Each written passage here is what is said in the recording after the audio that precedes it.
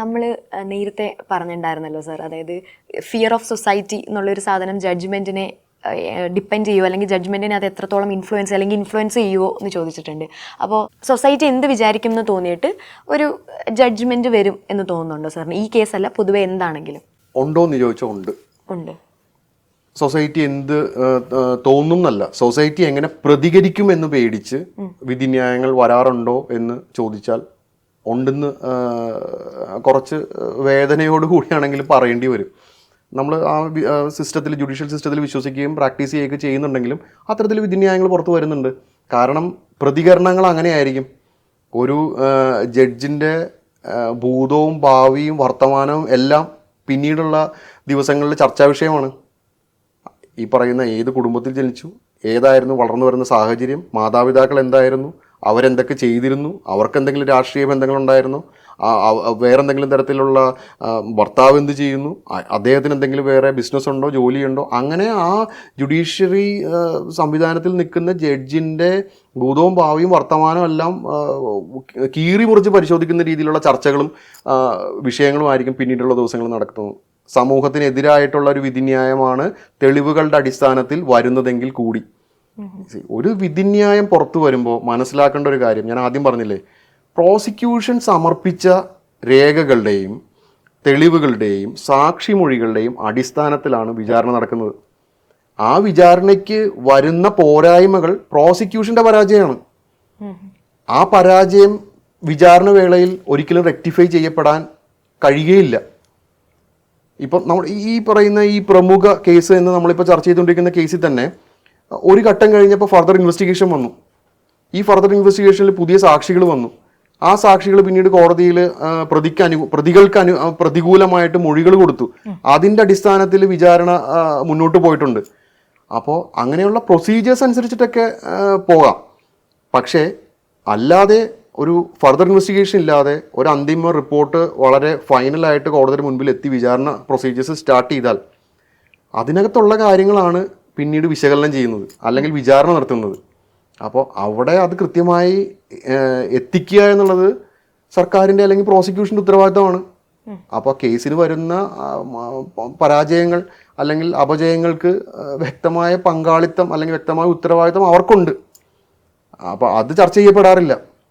വിധി പറയുന്ന ജഡ്ജിനെയും രക്ഷപ്പെടുന്ന പ്രതിയെയും അല്ലെങ്കിൽ സങ്കടപ്പെടുന്ന അതിജീവിതയും മാത്രമായിട്ട് ഒതുക്കാതെ ഇവിടെ കൃത്യമായി ജോലി ചെയ്താൽ തെളിവുകളെല്ലാം മുന്നിൽ വരുന്ന എല്ലാ സാഹചര്യവും ഇവിടെ ഉണ്ട്. അപ്പം അത് കൃത്യമായി ചെയ്യുക എന്നൊരു ഉത്തരവാദിത്തം അവർക്കുണ്ട്. അവരത് ചെയ്യണം.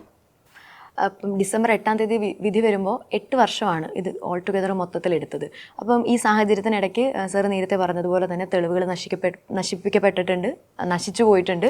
ഈ അങ്ങോട്ടും ഇങ്ങോട്ടും മാറ്റി പറഞ്ഞിട്ടുണ്ട്, മൊഴി മാറ്റി പറഞ്ഞിട്ടുണ്ട്, അനുകൂലമായും പ്രതികൂലമായും ഒക്കെ സംസാരിച്ചിട്ടുണ്ട്.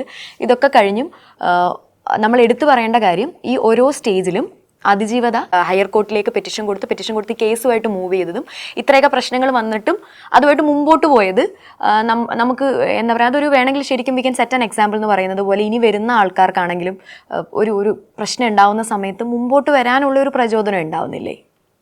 തീർച്ചയായിട്ടും അതങ്ങനെ തന്നെയാണെന്ന് വേണം പറയാൻ. ഒരു ഇത്രയും ഗൗരവപരമായൊരു പ്രശ്നം അതിജീവിത അനുഭവിച്ചു എന്ന് ഈ കേസിൻ്റെ ആസ്പദമായി പുറത്തു വന്നിരിക്കുന്ന വിവരങ്ങൾ ശരിയാണെങ്കിൽ, അത് വസ്തുതയാണെങ്കിൽ, ആ അതിജീവിത മുന്നോട്ട് വന്ന് കാണിച്ച അത് മാതൃകാപരം തന്നെ ആയിട്ടുള്ള കാര്യങ്ങളാണ്. അതിന് എഗെയിൻസ്റ്റ് ആയിട്ടും ഫേവറബിളായിട്ടും ഉള്ള ഒപ്പീനിയൻസ് സമൂഹത്തിലുണ്ടാവാം. പക്ഷേ ഇത് എല്ലാ അതിജീവിതകൾക്കും ഇത് പോസിബിൾ ആണോ എന്നുള്ള ഒരു ചോദ്യം ബാക്കിയാണ്. ഇവിടെ എത്രയോ പ്രമാദമായ കേസുകളിൽ ഈ പറഞ്ഞ പോലെ പ്രാധാന്യം അർഹിക്കുന്ന കേസുകളിൽ യാതൊരുവിധ പ്രാധാന്യവും കിട്ടാതെ അത് ചെറിയൊരു വിചാരണ മാത്രമായി ഒതുങ്ങിപ്പോകുന്നുണ്ട്. അപ്പോൾ മാതൃകാപരമായിട്ടുള്ള പ്രവൃത്തി തന്നെയാണെന്ന് പറയാം. പക്ഷെ അപ്പോഴും നിയമത്തെയുള്ള വെല്ലുവിളികൾ നമുക്ക് അംഗീകരിച്ചു കൊടുക്കാൻ പറ്റുന്നതല്ല. അതാരാണെങ്കിലും, പ്രതിയാണെങ്കിലും അതിജീവിതയാണെങ്കിലും. ഇപ്പോൾ ഐഡൻറ്റിറ്റി പ്രൊട്ടക്റ്റഡായി നിയമം പറഞ്ഞു വെച്ചിരിക്കുമ്പോൾ ഞാനാണ് അതിജീവിത, എന്നെ പൊതുസമൂഹം കണ്ടോളൂ, എന്നെ കാണുന്നതിൽ എനിക്ക് പ്രശ്നമില്ല എന്ന് പറഞ്ഞ ഒരു അതിജീവിത വരുന്ന ഒരു സാഹചര്യം, അത് നിയമത്തെ വെല്ലുവിളിക്കുന്നതിന് തുല്യമല്ലേ?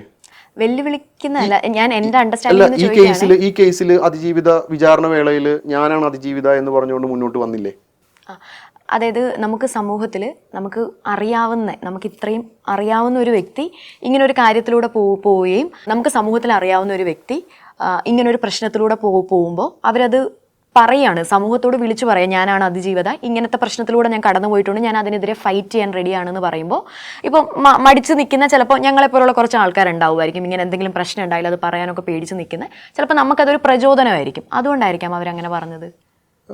അതായത് അങ്ങനെ ആയിരിക്കാം. അതായത് ഈ പറയുന്ന രീതിയിൽ അത് നിയമത്തിന് വെല്ലുവിളി ആവുമോ? ഇപ്പോഴത്തെ ഒരു ട്രെൻഡ് കൂടി ഒന്ന് പറയേണ്ടി വരും. പരാതി ആദ്യം കൊടുക്കുന്നത് പൊതുസമൂഹത്തിലാണ്, അതായത് സോഷ്യൽ മീഡിയയിലോ വാർത്താ ചാനലിലോ ആണ് പരാതി കൊടുക്കുന്നത്. ഇത് കഴിഞ്ഞാൽ പരാതി കൊടുക്കുന്നത് മുഖ്യമന്ത്രിക്കാണ്. ഇതൊന്നും അല്ല നിയമം. അതല്ല പറഞ്ഞു വെച്ചിരിക്കുന്നത്. പരാതി എവിടെ ആദ്യം കൊടുക്കണം, അത് കഴിഞ്ഞ് രണ്ടാമത് എവിടെ കൊടുക്കണം, നടപടി സ്വീകരിച്ചില്ലെങ്കിൽ പിന്നീട് എവിടെ കൊടുക്കണം എന്നുള്ളത് നിയമത്തിൽ പറഞ്ഞിട്ടുണ്ട്. ഇപ്പം എന്നോട് ചോദിച്ച ചോദ്യം ഉണ്ടല്ലോ, ഞാനാണ് അതിജീവിത എന്ന് പറഞ്ഞ് മുന്നോട്ട് വരുന്ന ഒരു സാഹചര്യം ഉണ്ടെന്ന് പറഞ്ഞല്ലോ. ഈ ഒരു സാഹചര്യം ഉള്ളതുകൊണ്ട് അതിജീവിതയെ തുറന്നു കാണിക്കുന്നതിൽ ഇവിടെ ഒരു പ്രശ്നവും ഇല്ലാത്ത രീതിയിലാണ് മുന്നോട്ട് പോയിക്കൊണ്ടിരിക്കുന്നത്. ഞാനാണ് അതിജീവിത എന്ന് അറിയിക്കാൻ താല്പര്യമില്ലാത്ത ഒരു വിഭാഗമില്ലേ, അവരെ കുറിച്ച് എന്താ ചിന്തിക്കാത്തത്? അങ്ങനെ ഒരു വിഭാഗം മെജോറിറ്റി ആയിട്ടുള്ളത് കൊണ്ടാണല്ലോ ഈ പ്രൊട്ടക്ഷൻസ് നിയമത്തിൽ പറഞ്ഞു വെച്ചിരിക്കുന്നത്. കാരണം അവർക്കൊരു ഫർദർ ലൈഫ്. ഞാനൊന്ന് ചോദിച്ചോട്ടെ, ഈ ഞാനാണ് അതിജീവിത എന്ന് തുറന്ന് പറഞ്ഞില്ലെങ്കിൽ ഇവിടെ അവർക്ക് ഫേവറബിൾ ആയിട്ടുള്ള ഒരു ഇൻവെസ്റ്റിഗേഷനും വിചാരണയും നടക്കില്ലേ? നടക്കില്ല എന്നുള്ളത് കൊണ്ടാണോ, നടക്കില്ല എന്ന് തോന്നുന്നതുകൊണ്ടാണോ ഒരു വിക്ടിം മുന്നോട്ട് വന്ന് ഞാനാണ് അതിജീവിത എന്ന് പറയുന്നത്, സമൂഹത്തെ ആ വിവരം അറിയിക്കുന്നത്? അപ്പോൾ സിസ്റ്റം ശരിയല്ല. ഇവിടെ സിസ്റ്റത്തിൽ വിശ്വാസമില്ല. ഞാനാണ് അതിജീവിത എന്ന് അറിയിച്ചില്ല എങ്കിൽ, ഇങ്ങനൊരു പ്രശ്നം എനിക്കിവിടെ ഉണ്ടായെന്ന് അറിയിച്ചില്ല എന്നുണ്ടെങ്കിൽ ഈ സിസ്റ്റം പ്രോപ്പറായിട്ട് വർക്ക് ചെയ്യില്ല എന്നുള്ള പേടി കൊണ്ടാണ് അതിജീവിതം അങ്ങനെ ഒന്ന് പറയുന്നത്. അങ്ങനെ വേണ്ടേ കരുതാൻ?